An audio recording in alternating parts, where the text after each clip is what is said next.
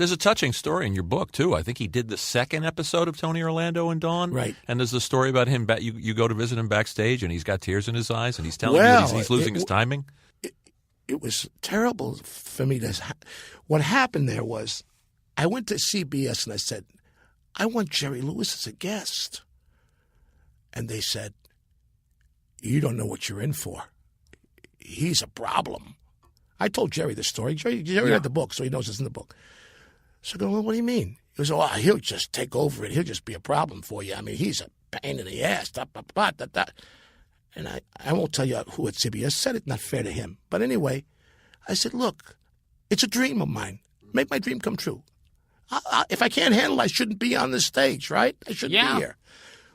Well, in comes Jerry Lewis, the first day of rehearsal, tanned, in a pair of shorts, looking like a superstar that you would think he would. I mean, that's what a star looked like. He walked in with a charisma and a strength.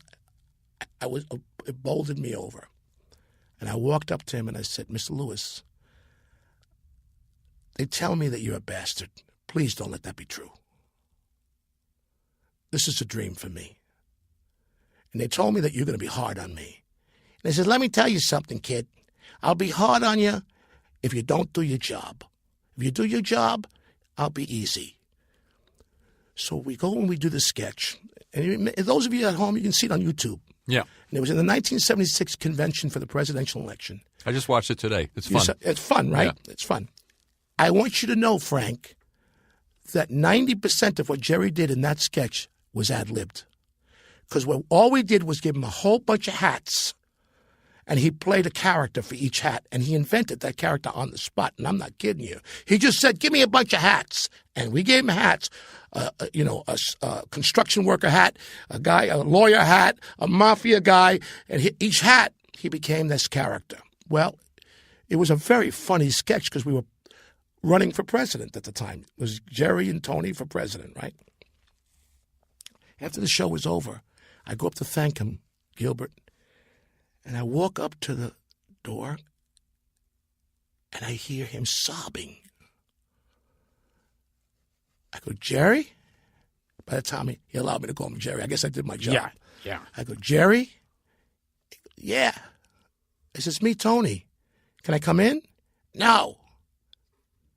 Come on, Jerry, let me come in. What's wrong? Come on in. I said, what's the matter with you? What? He said, I was terrible.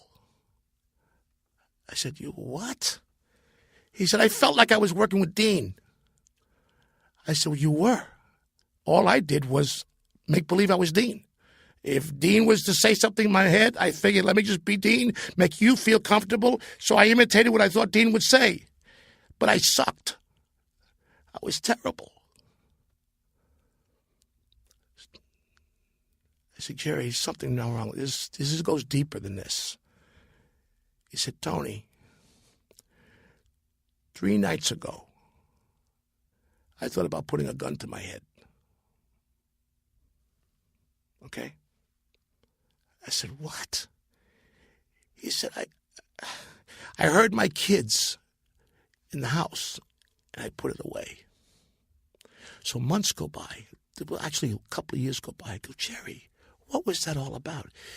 He had such back pain from all the pratfalls that he did. He got addicted to Percocet. The very thing that just killed Prince, by the way. Yeah, he had some dark days. So Jerry was hooked on a prescription drug that was getting him depressed. And it happened under my nose. Now, here I was with my boyhood idol on my dream moment. And what am I doing? I'm holding him to my chest.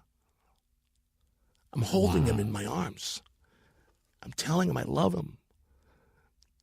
Please know that you're the greatest performer I ever saw. Don't do this.